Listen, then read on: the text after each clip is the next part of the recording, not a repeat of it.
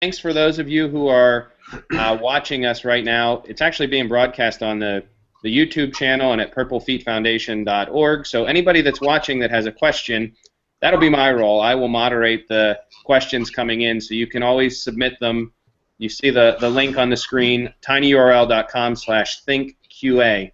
And this is our first Think Career Chat for the year, and we have a very special guest, J.T. Thomas. Mr. Thomas, he's going to share all about his career and his experiences and life lessons, and our student interviewers today are going to take over. But this is something that we do at least once a month throughout the school year as part of the Purple Feet Foundation's support of continuing to inspire students to think about their future.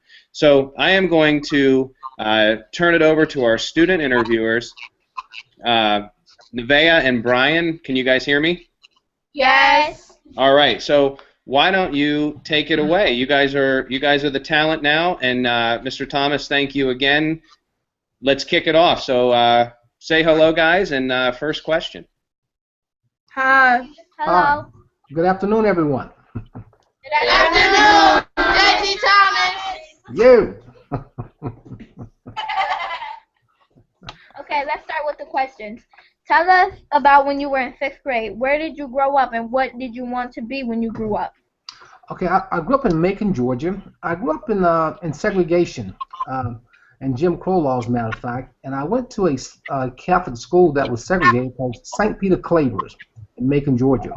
So I grew up in Macon, and my goals at that time really was I didn't have any goals, at that age. But I think I enjoyed learning, and so what happened, I grew up in the civil rights movement, and I went through the whole process of integration. I ended up integrating my junior high school at age 14 after I left elementary school. And from there, I went on to Florida State University, where I was the first African-American football player to play at Florida State, and also the first African-American football player to graduate from FSU. And my goals in life at that time, what didn't happen until I got, it wasn't even to actually play professional sports, really. That kind of happened. I liked football, I liked track, but I didn't love it. My main goal was to get an education. Football kind of happened, matter of fact. The day I got drafted, I was asleep, and I was the #1 draft choice. So you can see how excited I was about the draft. What is one of your most memorable experiences about playing in the NFL? One of my most, I guess, memorable experience was our first Super Bowl. The Pittsburgh Steelers had been losers for 40 years, and in 1974, we beat the Oakland Raiders in the AFC Championship and went on to win Super Bowl IX. I think the Super Bowl wasn't that great, but I think the AFC Championship game, I sealed the game with an interception in the last few minutes that took us to the Super Bowl. So I think that's probably the highlight of my Super Bowl year was the AFC Championship game. What do you currently do in your second career? In my second career, after I retired from professional football, I went into the restaurant business, and my first restaurant was a Chinese restaurant in a food court. That was at the beginning when food courts first came onto the scene. Matter of fact, it was one of the first food courts in Pittsburgh here, and it was a Chinese restaurant. And from then, I went on to Burger King, and later on, I got into Applebee's. When Applebee's was a very small restaurant chain, I got involved, myself and one of my partners, and what we did, we developed the Applebee's chain here in Western and Central Pennsylvania. So I've been in the restaurant industry for, quite a few years, and I'm out of Applebee's right now. I sold my interests, and right now I have a company that I manufacture and I develop, and I sell cheesecakes. And I have a great cheesecake that you've never had in your life. It's called a sweet potato cheesecake that you never had. As a matter of fact, it is what God eats on Sunday. That's how good it is.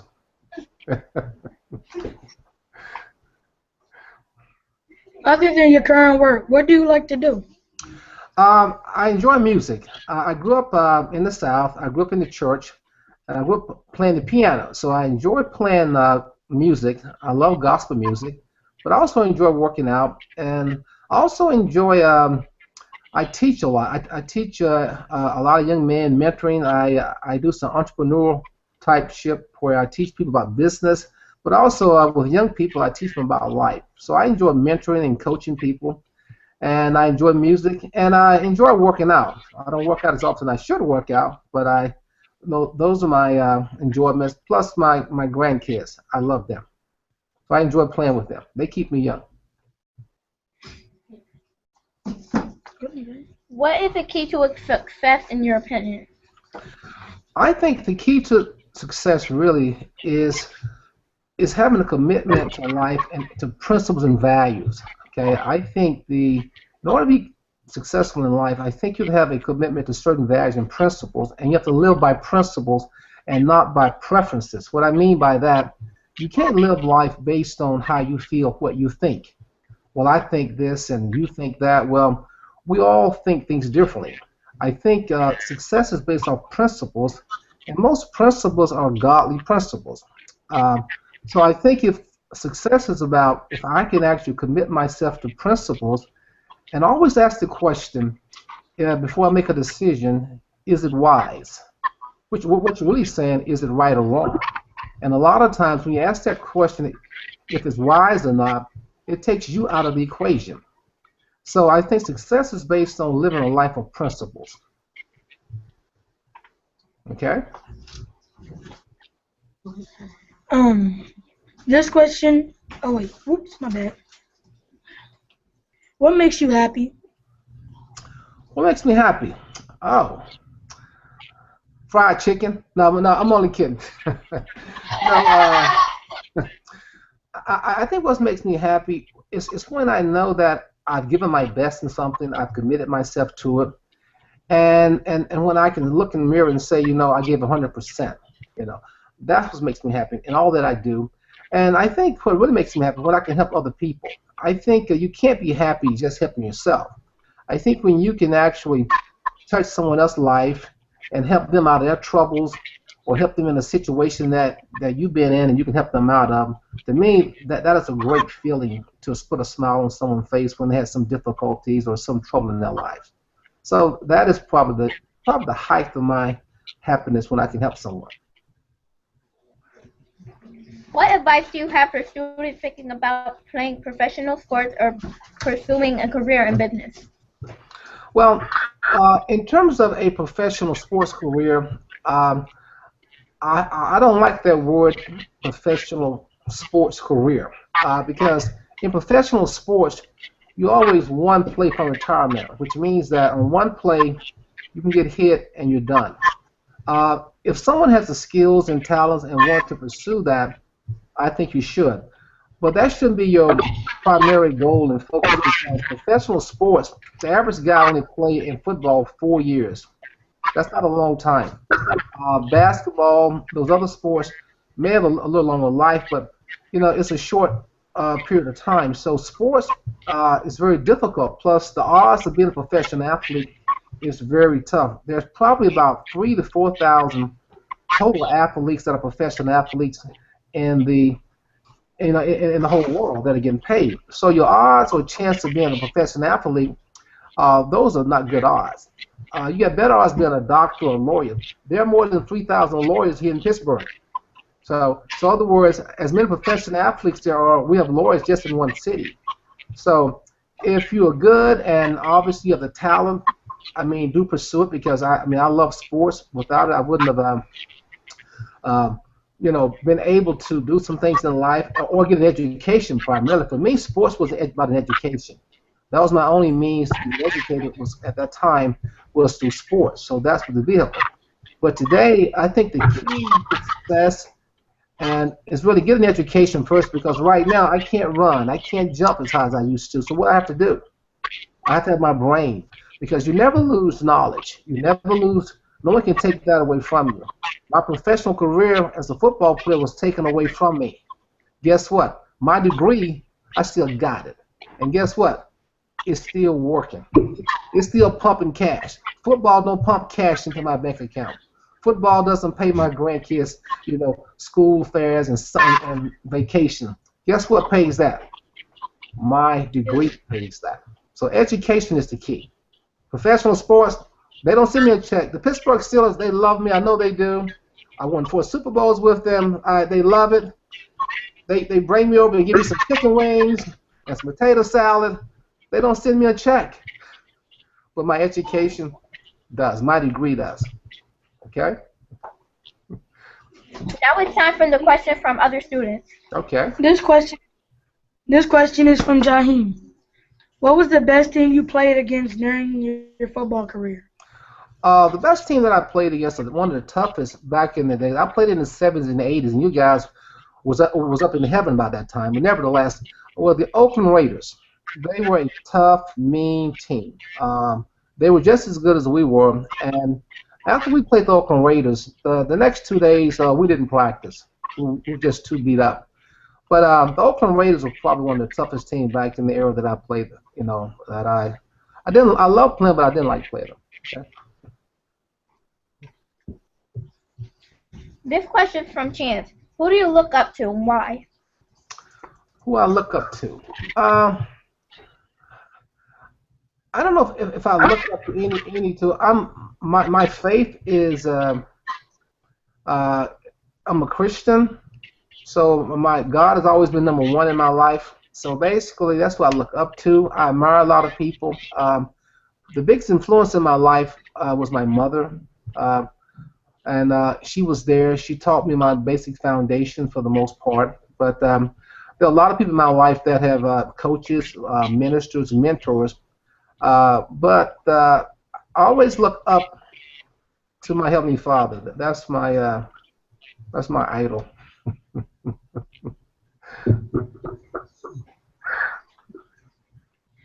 This question is from Daniel and other people. What made you want to start a cheesecake company? Do you like cheesecake? I love cheesecake. I tell you what, I didn't start it. One of my teammates had a cheesecake company, and he had come up with this great product, what we call a sweet potato cheesecake. And he called me down more or less to consult with him, and he got tired of the business and kind of left me in it. So basically, I ended up critiquing the recipes, and we even have a cheesecake called a black and gold cheesecake, which is off the chain also. So the cheesecakes that I develop are very unique. Probably, I like to do things that no one else does. I don't believe in being a copycat. You know, I believe in, like, you have to mark your own trail. Because if I copy what you do, then, you know, well, what is that? I'm being just like you. So I develop products that are very compellingly different and unique. And I guess the reason I'm into the cheesecake business, I've been in the restaurant business all my life. Like I say, I was a Chinese restaurant, Burger King, Applebee's. So I understand food very well. So that's probably why my knowledge is more in the food industry and that business. Okay. This question from Javon. Other than Steelers, who is your second favorite football team? Well, you know, I did play for another team for about 1 year. At the end of my career, I was traded to the Denver Broncos. And I had the opportunity to play with a great quarterback called John Elway. He was not as good as Terry Bradshaw, but he was okay. So I would say my next favorite team is the Broncos, because I played there for a year. Okay. Okay. This question is from Aaliyah. Was there a time when you messed up but got back on your feet? Yes, that's many times. Matter of fact, all my life, I think I made mistakes. We make mistakes, and I found that mistakes is how you learn, unfortunately. I've been in situations in school where I messed up, where I failed courses, where I didn't apply myself. But when you make mistakes and fall down, you don't stay down, you get up. And I found out that adversity is the greatest teacher in life. Matter of fact, when I played professional football, I never learned anything from an interception or a great tackle or a great hit. What I learned something was on Monday Night Football, I get beat for a touchdown on national TV. And they show my grandparents, my parents, my mother, all my homeboys, JT just got bombed like Pearl Harbor. That's when I learned something. And so life only teaches you things when you get kicked in the teeth, I guess. So there are many failures. So I guess to that note, I almost sometimes when I have a failure, ask myself, I'll say, okay, now what do I learn from this? So I kind of welcome failure sometimes because it's my learning tree. Okay. Okay. This question from Jessica: do you only wear your rings on special occasions or to parties? I do. I'm not a jewelry guy. You know, I don't like a lot of bling bling. So when I do wear them, it's normally a special occasion for people that want to look at them and hold them and touch them and lick them, whatever they do to them, you know. Uh, but it's normally special occasions when I actually wear those rings. Yes, I don't wear them every day. You know. This question is from Kalani. Who inspired you? Who inspired me? I'm inspired by a lot of people. I think obviously my mother was my biggest inspiration. My mother brainwashed me and told me I could be anything I want to be, and I believed her. Another inspiration when I was about 10, 11, and 12 was Dr. Martin Luther King. He would come to our city, to our church during that time and talk about one day I'll be able to drink out of a water fountain or go to a certain school or go into a restaurant. You know, when I was 10, 11, 12, 13, 14, 15, we weren't allowed to have access to public pools. We couldn't go to the theaters in my hometown. We couldn't go into restaurants. We couldn't buy clothes. I mean, if you try to repair tennis shoes or a hat and it didn't fit when I was a kid, you had to buy it. You couldn't leave it there, you know. So you better make sure you knew the size of your shoes and the size of the hat. So Dr. King was a huge influence because he put a thought in my mind in terms of what I could be, and I guess because of that, as a young person, we were motivated in the civil rights movement, and because of that civil rights movement in him, I think you too, you have access to many things that probably at your age I didn't have access to. He was probably my one of the biggest influence other than my mother in my life. And the other influence in my life is I had a coach in high school that told me that I could also. He mentioned in my life a deposit that I could do anything. Although at that time the college in the South was still segregated, he told me, say, one day you will play football someplace. And so I held on to that dream, and I did. This question from Kyler: was it hard getting into the NFL? Yes, it is very difficult. The chance of being a professional athlete is probably 1 out of 20,000. So basically what it's saying, you get 20,000 athletes, only one of those guys is going to make it in the National Football League. It is, in order to do that, it takes a humongous sacrifice.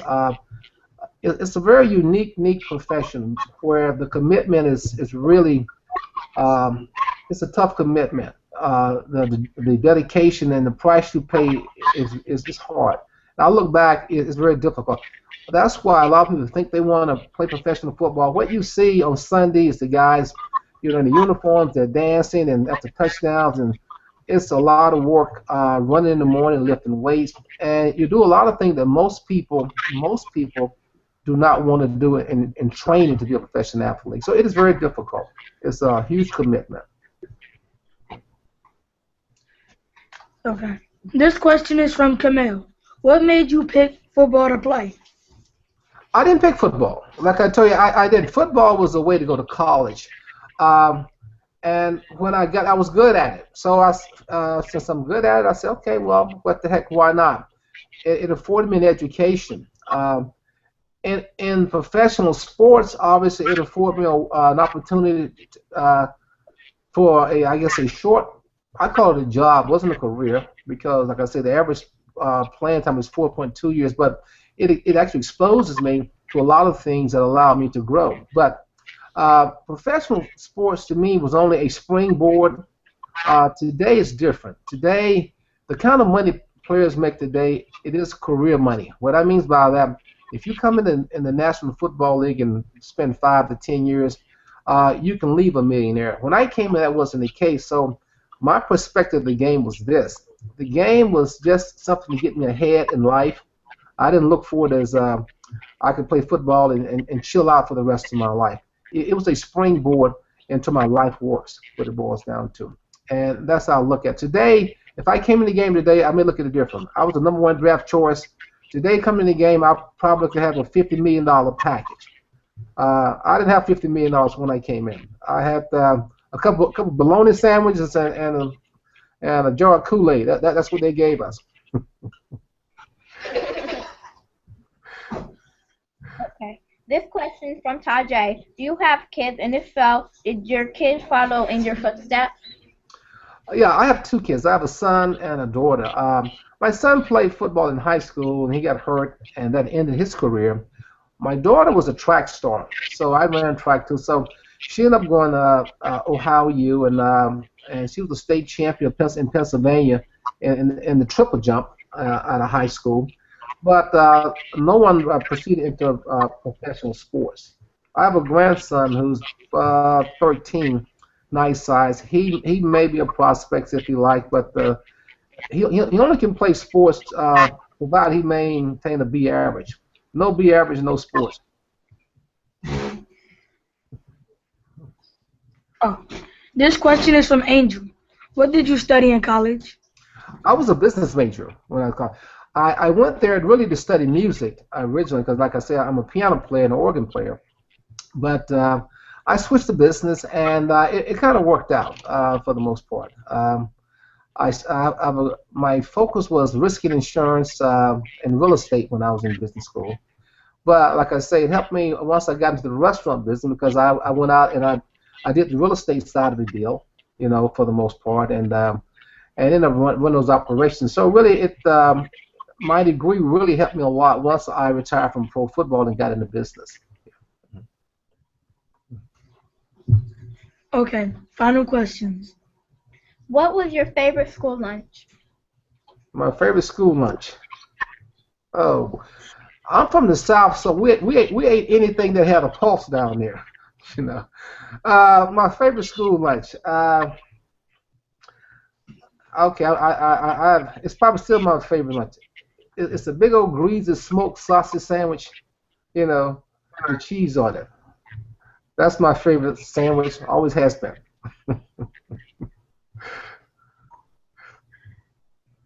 Who would play you in a movie version of your life? Who would play me?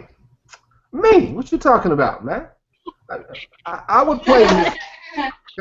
Can nobody? I'm the best me I can be. No one can be. It'll have to be me. I don't know. If I did, I'd be some good-looking guy now. It can't be anybody to play me, right? You gotta be some good-looking guy, right? Okay. Probably Denzel. Denzel could play me, yeah. But other than that, I don't know. What was your favorite book? Huh? What was your favorite book when you were in elementary or middle school? My favorite book. I don't know when I was elementary. I had a favorite book in elementary school. I think when and even I read a lot. I went to a Catholic school, but most of the books that I would say is my favorite book today. That you may not be aware of the book, because I take that back. I'll tell you my favorite book. So, the book that I read every day is my favorite book. It's the Bible. That's probably my favorite book. I read the Bible every day. Yeah, so that got to be the favorite book. Although I read a lot of other books, the Bible is my favorite book. Matter of fact, I call it my owner's manual. That's how I function. It's kind of like your car got a manual. That's my manual. Okay. Okay. What is your best memory of being 12 to 13 years old? 12 to 13 is my best memory at that time is that I was in the civil rights movement at that time. And we used to march and protest in the South. And that was a great memory because what happened at that time, they had, just like if you go back in the news clip, you were marching and protesting and they had, German Shepherd water hoses. I think sometimes dodging the water hoses, I think that's how I got my quickness. I don't know, I'm only kidding. But that was some of the great times, 12, 13, being in the civil rights movement, and anticipating access to things that we didn't have access to, that you take for granted. You take for granted walking in McDonald's. You take for granted, You go in a clothing store and you buy something, you try it on, it doesn't fit, you take it home, you bring it back. That wasn't my life. So it was a joy in those times. We was actually fighting and yearning and wanting to have access to pools, schools, what have you. Okay. What word begins with C describes you best? What word? You said what word that begins with speed? C. I didn't get that. Say it again. What word begins with a C describes you best? A word that begins with, are you saying seed? The letter C. C. The letter C. Oh. Probably curious. Very curious about life, people. Yeah, I'm very curious. I want to know why things work, why they don't work, why people act good, why they act ugly. Yes, I'm very curious. Excellent. Well, thank you to our student interviewers. Guys, I'm going to put you on mute for a second here. So, Mr. Thomas, another question here, and before we wrap up, I can't thank you enough, but this has been fantastic. Do have just two more things here. Miss Cobb's class, I'm going to get the name wrong, but I'm going to say J&A and some others. They have the obvious question for today. Okay.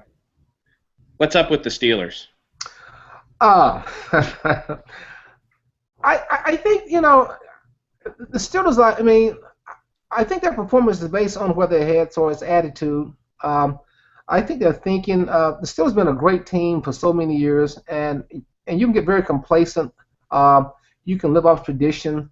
I think the players in themselves, I don't see a true leader on the field at this point in time. And I think the real problem goes beyond the players. There's an old adage, is where a snake head goes, his body goes. So I think the head of the snake has to be examined.